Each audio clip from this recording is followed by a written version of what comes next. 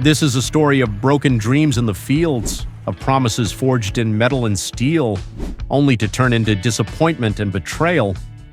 For decades, the agricultural industry has witnessed the birth of great machines, but also the lost ones, the workhorses whose destiny was sealed to leave behind only the moans of breakdown and scars on history. Today, we're flipping through the darkest records, unveiling the secrets of names that should have become legends, but instead went down in history as a disgrace. Join me in the quest to answer one question: what is the worst tractor of all time? Leave your guess in the comments right now, and don't forget to hit subscribe to not miss this emotional journey. In 1964, Alice Chalmers introduced the 190 XT as a bold declaration. It was an ambitious machine, expected to be the secret weapon that would help the brand defeat its rivals. With a powerful six-cylinder diesel engine, it promised to devour every task in the field, becoming a new symbol of power. Farmers saw in the 190 XT a promising future where fieldwork would be easier and more efficient than ever before. But sadly, that promise was soon shattered. The 190 XT's power director transmission, touted as a major leap forward, was its Achilles heel. The system's clutches would constantly slip, making shifting jerky and unpredictable. When the machine heated up, it became even more untamable, with violent jerks strong enough to startle the driver. Alice Chalmers had delivered a powerful engine but placed it in a fragile transmission, like a time bomb ready to explode. The unreliability of the 190 XT didn't just drain money, it eroded trust. Every time the tractor went on strike in the middle of a season, it not only interrupted work but also damaged the reputation of a once revered brand. The Alice Chalmers 190 XT will forever be remembered not for its power but for the betrayal of its transmission, a disappointment that is hard to erase. The Case 1070 was launched in 1970 with a proud stance. With a comfortable cab and a powerful engine, it was considered the top choice for large farms, where work demanded durability and high performance. Engineers painstakingly created a power-shift transmission system to increase work speed. Everything seemed perfect, a tractor born to win. However, its inner strength was a completely different story. The power-shift transmission, which was designed for smooth shifting, became a haunting curse. It would frequently produce grinding noises and violent jerks, especially after many hours of work. This wasn't just a simple technical problem, it was a mental battle for farmers, as they never knew when the transmission would go on strike. The transmission's instability turned the Case 1070 from a workhorse into a liability. Instead of providing productivity, it brought huge repair costs and constant anxiety.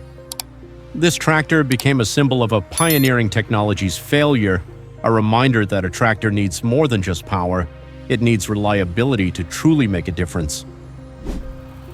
In 1974, the Massey Ferguson 1805 emerged as a giant. With a roaring Cat V8 engine and an impressive four-wheel drive design, it was born to dominate vast fields. This was a proud machine, a symbol of power and innovation, promising to usher in a new era for agriculture. However, that power came with a curse. The 1805's V8 engine wasn't just deafeningly loud, it was terribly thirsty for fuel, turning it into a financial black hole. The engine's head gaskets would frequently leak, a serious flaw that required costly repairs and painfully interrupted work. The unreliability of the 1805 turned the dream of a perfect tractor into a nightmare. It damaged Massey Ferguson's reputation and became a black mark on the brand's history. In the end, this tractor taught the industry a costly lesson. Power means nothing if it doesn't come with durability. International Harvester IH was once a symbol of innovation. In 1978, they created a bold design, the 2+2 tractor with a central cab. The 3588 was the pinnacle of this idea, a machine designed to provide unprecedented maneuverability and traction. It was a breakthrough, a testament to IH's relentless creativity. But that creativity exceeded its execution. The articulation joint located right in front of the cab created an odd viewing angle, making it difficult to control. Furthermore, the entire system was overly complex and prone to failure, turning repairs into a nightmare. The 3588 not only had design issues but also became a symbol of internal instability at IH as production errors continuously emerged. The failure of the 3588 wasn't just a technical flaw, it was a strategic failure.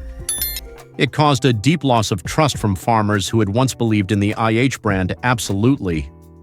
This tractor became a cautionary tale, an example of a great idea that collapsed due to a lack of control and haste. After World War II, John Deere, one of the most respected tractor brands, saw a new market: small farms in need of a simple, efficient machine. The John Deere MT, launched in 1949, was considered the answer. It was expected to be a reliable companion, replacing the labor of horses. However, the MT failed to meet expectations. Its two-cylinder engine was severely underpowered and prone to frequent issues. It didn't have enough power to perform heavy tasks, and its overall performance was inferior to its contemporaries. This wasn't just a single technical flaw, but a comprehensive shortcoming that prevented the MT from competing in a booming market. The arrival of the John Deere MT tarnished the brand's reputation. It proved that even a giant could make mistakes, and a trustworthy name couldn't save a subpar product.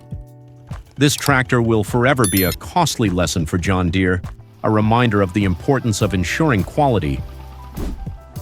The Oliver 1450, another product of the collaboration with Fiat, launched in 1967, added another chapter to Oliver's book of failures.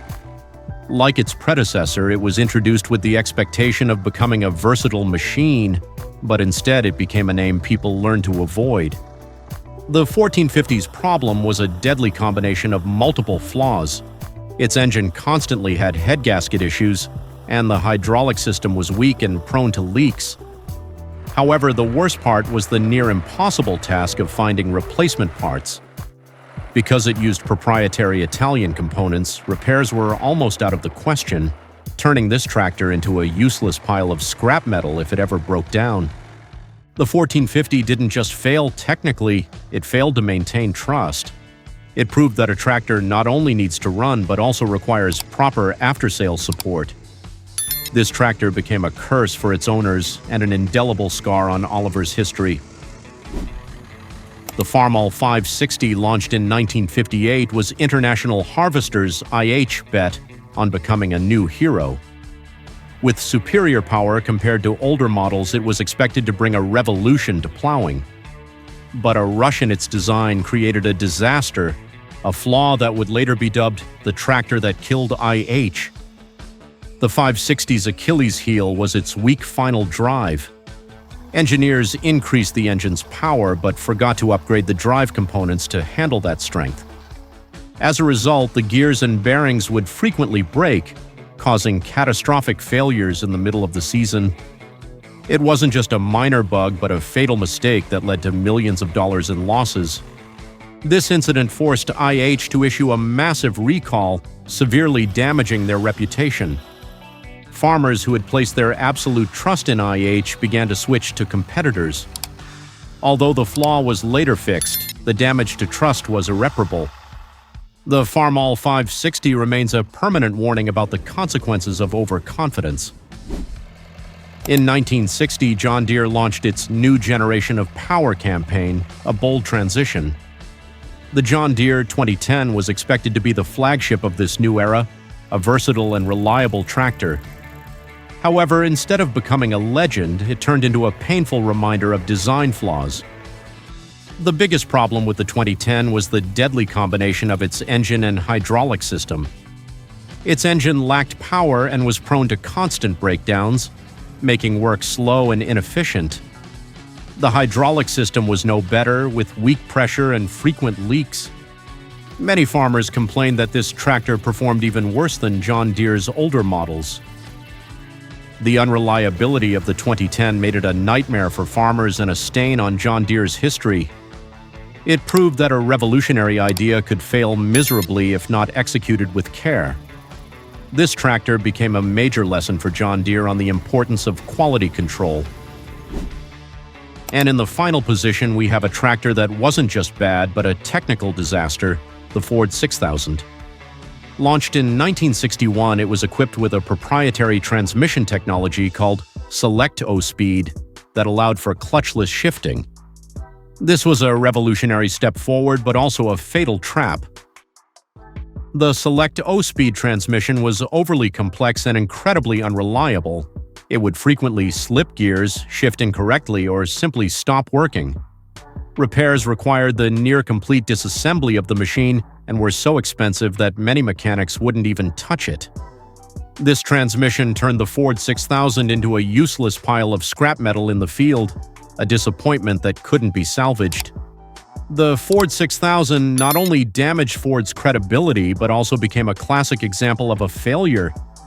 It was a costly lesson for the entire industry, teaching that innovation must be accompanied by durability.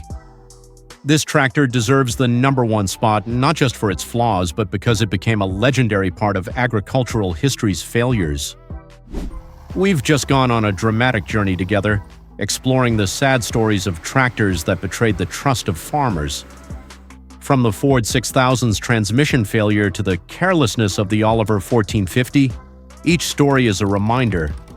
A great machine needs more than just power, it needs reliability. If you were captivated by these stories, share the video and subscribe to our channel to join us in discovering other surprising tales.